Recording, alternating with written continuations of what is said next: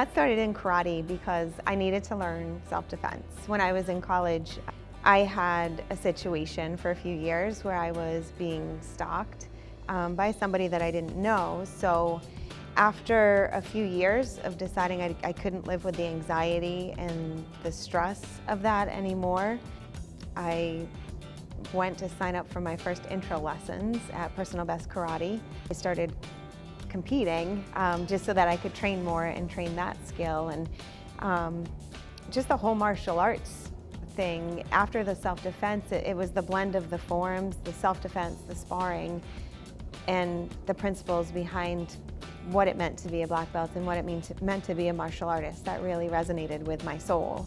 And that's what kept me going, and it's what's kept me there for so long. As a young girl, I was always outside running, riding bikes. We would go outside in the yard and point to a tree and say, okay, we're gonna race to there.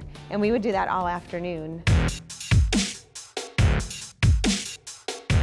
I stopped competing in 2006. So this year with competing again, I'm not scared.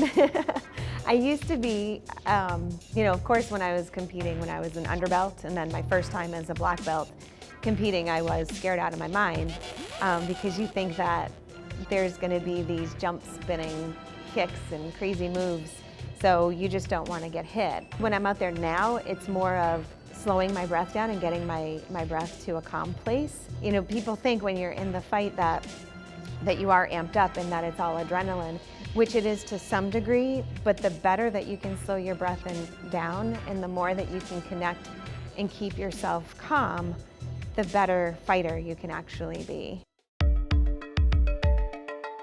My nutrition has to be impeccable.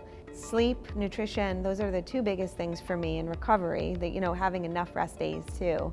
So as far as nutrition, using my Isogenics products, integrating that into my daily plan has made all the difference in the world for me. Recently, we just had a 2.5-hour workout that was just full out, all intense. And there's no way without the proper nutrition going in that I'd be able to do that.